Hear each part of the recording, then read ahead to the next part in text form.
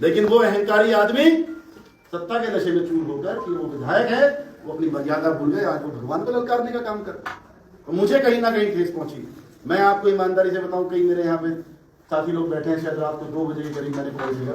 मैं पूरी रात सोया नहीं जब मैंने उनकी वीडियो देखी। मुझे समझ में ये नहीं आ रहा था कि मैं करूं क्या।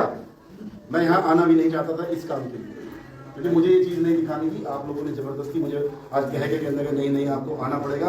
और आप लोगों ने क्या, मैं समझता हूँ शायद बाबा जी ने मुझे बुलाया है यहाँ पर कि आज गुरुदेव की कृपा हुई कि उन्होंने कहा कि भाई तुझे आना है, आज तुझे माथा टेकना है। दिक्कत एक बात की, और कल मैंने अपने नौजवान भाइयों की वीडियो देखी। मैं दिल से जितनी बधाई दूं आपको उतनी कम है कि ये स्वाभिमान तो होना चाहिए। ऐसे जवाब देने वीडियो डालकर ये कहा भाई इसके पैसे भी है, इसकी आलू की बोरी भी है, इसके सब सामान देंगे। मैं सिर्फ ये कहने आया हूँ, बहुत छोटा सा हूँ, कोई पैसे वाला नहीं हूँ, कुछ नहीं है, एक चीज लेके पैदा हुआ हूँ, चौधरी वीरेंद्र सिंह जी का नाम, बाबा संस्कारों को लेके बड़ा हुआ हूँ और इतना गुर्दा रखता हूँ। आप लोगों के बीच में आके सिर्फ एक निवेदन करना चाह रहा हूँ कि मीरकपुर, चाहे दिसाड़ा, चाहे कंडेला, भूरा, चाहे ढाई कीचे, तमाम हमारे बड़े बड़े गांव हैं जो भी हमारे समाज के, मैं आपसे कहता हूं जैसे आपने कहा कि भाई हम उसके पैसे वापस लौटाएंगे। मैं आपका सेवक, आपका भाई, आपका रिश्तेदार, आपका दोस्त या कुछ भी मान लो, मैं आप लोगों को नहीं करने देने का। अभी जब तक मनीष चौहान जिंदा है, जब तक मीरकपुर नहीं करने पाओगे।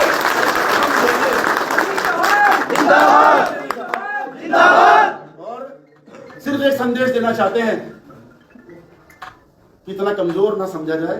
मीरकपुर को छोड़ दो, ना इस समाज को, ना मीरकपुर को, और कहीं से कहीं तक भी चले जाओ। मनीष चौहान तो एक छोटा सा सिपाही है, एक से एक तुर्रम खां खड़े, 5 मिनट में बोली लगा अपनी, जितने का तू है 5 मिनट में खरीद देंगे। एक से एक पता नहीं कितने बड़े लखपति, करोड़पति, अरबपति पड़े हमारे समाज में, अपनी बोली लगा। भाई तू कहां हमारी बोली लगाने पे लग गया? तू कहां हमें एहसास करा रहा है इस बात का? तू बता तेरी कीमत क्या है? जो कीमत होगी समाज में एक से एक ऐसे ऐसे धुरंधर पड़े हैं, 5 मिनट लगने भी नहीं देने के, तुझे तराजू में तोल के बराबर कर देंगे।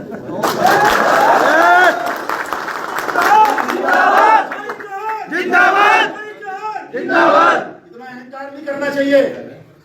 मैं आज आप लोगों के बीच में सिर्फ ये कहने आया हूं कि आप लोगों से पहले अगर मैं मंच पे खड़ा होकर चिल्लाता हूं कि समाज के लिए खड़ा हूं, तो वो इसलिए नहीं कि सिर्फ मुझे चुनाव लड़ना है और मैं चुनाव के समय आप लोगों के बीच में आके बातें करूं। अरे मैंने तो वादा किया, अपना जीवन समर्पित कर रखा है अपने समाज के लिए, अपने सब धर्म के लोगों के लिए जिनकी आस्था मुझ में और मेरे परिवार में है। मैंने अपना जीवन जहां जहां जरूरत पड़ेगी, लोग कहते हैं कि वोट लेनी है, मुझे यहाँ चुनाव नहीं लड़ना, समय का तो पता नहीं लगता, लेकिन मुझे तो ना चुनाव यहाँ लड़ना, ना मुझे उत्तराखंड जाके लड़ना, ना मुझे राजस्थान जाके लड़ना। मुझे लड़ना है अपनी सीट पर, अपने जिले में, अपने यहाँ लड़ूंगा। लेकिन चुनाव की राजनीति से ऊपर उठकर जब समाज के मान सम्मान की बात आएगी, तो चाहे आज तो मीरकपुर की बात है, हरिद्वार की बात है, अगर जम्मू कश्मीर भी जाना पड़ेगा तो वहां भी जाके लड़ूंगा। मैं तो आप लोगों के बीच में सिर्फ ये निवेदन लेके आया हूं कि इस बोझ को मुझे तार लेने दो। मीरकपुर वालों का हंगा बहुत बड़ा है। आप लोगों की मिसाल देके तो 80% गुज्जर जी रहे। भाई मीरकपुर टिकोला इकट्ठा हो जाएगा, जैसे हमारे यहाँ भूरा कंडेला बोला जाता है। तो इसीलिए आप इसे इतना ज्यादा सीरियस ना लो, जितना आप लोगों ने करा वो बढ़िया। मैं अपनी तरफ से देखो, जब भी है जो कुछ है भगवान का है, बाबा की कृपा है, सब गुरुदेव के आशीर्वाद से है। इस लायक है कि ऐसे लोगों को हम माकूल जवाब दे सकें। और मैं यहाँ मीडिया के माध्यम से, अभी रामू भाई ने कहा, सारी बातें रखी, मैं मीडिया के माध्यम से एक बात कहना चाहता हूँ।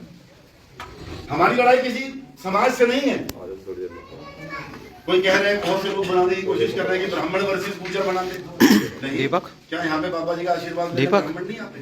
ब्राह्मण क्या हमारे बीच में ब्राह्मण समाज के लोग नहीं बैठे? हमारी लड़ाई ब्राह्मण समाज की, गुर्जर समाज की है ही नहीं। हमारी लड़ाई एक व्यक्ति विशेष से है, जिसने पता नहीं कितने लोग, क्योंकि वो जो महल है वो हम लोगों का है, लेकिन रियासत में 36 बिरादरी रहती है, उसमें सर्व धर्म के लोग हैं, सर्व समाज के लोग हैं। वो महल वो सबका है, वो सबका महल है। किसी व्यक्ति को यह अधिकार नहीं है कि वो सर्व धर्म की भावनाओं को ठेस पहुंचाए। आज अगर कुछ दिखाई नहीं दे रहा, उसके बाद क्या है? आप इसको जाति की लड़ाई, जाति की लड़ाई नहीं। ब्राह्मण हमारे पहले भी पूजनीय रहे हैं, आज भी पूजनीय है। और जब तक मेरे ख्याल से हमारे बच्चे पोते पड़पोते आगे हम सबको ये संस्कार देते हैं कि सर्वोपरि ब्राह्मण पूजनीय है। हमारा ही समाज सबसे ज्यादा ब्राह्मण समाज को मानता है, तो सम्मान देने का काम। लेकिन जो व्यक्ति गलत है, मैं तो यही कहता हूं कि ना तो वो किसी समाज को प्रतिनिधित्व कर सकता है, ना ही वो किसी समाज का होता है। गलत होता है, उसका अलग ही समाज है और उस समाज का कोई नाम ही नहीं। तो इसीलिए इसको अन्यथा ना जोड़ा जाए। मैं विधायक जी को सिर्फ एक बात कहना चाहता हूं, क्योंकि अब तक मैं बहुत ज्यादा इसमें बोला इसलिए नहीं क्योंकि हम नहीं चाहते थे कि इस तरीके से माहौल, लेकिन सिर्फ उनको मैं उनसे तो उम्र में बहुत तजुर्बा बड़ा हो सकता है, क्योंकि जो हरकत उन्होंने की है वो मैच्योरिटी वाली नहीं है। आप एक जिम्मेदार पद पे बैठे हैं, आप एक सदन का प्रतिनिधित्व कर रहे हैं, उसका तो तजुर्बा भी नहीं जी, बातें कर रहे हैं आप इतनी छोटी बात करोगे आप। तो मैं तो सोशल मीडिया के माध्यम से विधायक जी को सिर्फ एक निवेदन करना चाहता हूँ, ध्यान में रहो। अभी तो एक छोटी सी ठोकर लगी है आपको। ये तो आज मान लीजिए कि राजा साहब ने आदेश करके इस महापंचायत को रोकने का लोगों से आह्वान किया। आज रोकने के बाद इतने लोग इकट्ठे हो गए। कल्पना करके देखिए कि अगर रोके ना होते तो वहां क्या आलम होता। उसके बाद सबको अंदाजा हो जाता कि धरती पे समाज क्या स्थिति में रखता है।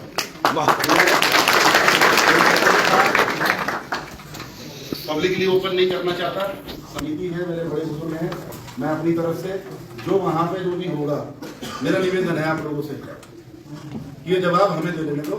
उन्हें बता दो कि मेरे जैसे तो छोटे छोटे सिपाही अभी समाज के बैठे हैं, जो जब समाज की इज्जत की बात आएगी तो आर पार करना जानते हैं और मुंह तोड़ जवाब देना चाहते हैं और घर में घुस के देना जानते हैं। आप जहां भी मिले आप आमंत्रित करें हमें, जहां कहोगे वहां बैठ के आपसे वार्ता भी करेंगे और आपको बताएंगे भंडारे कैसे होते हैं और ये मंदिर किस तरह से पूजे जाते हैं।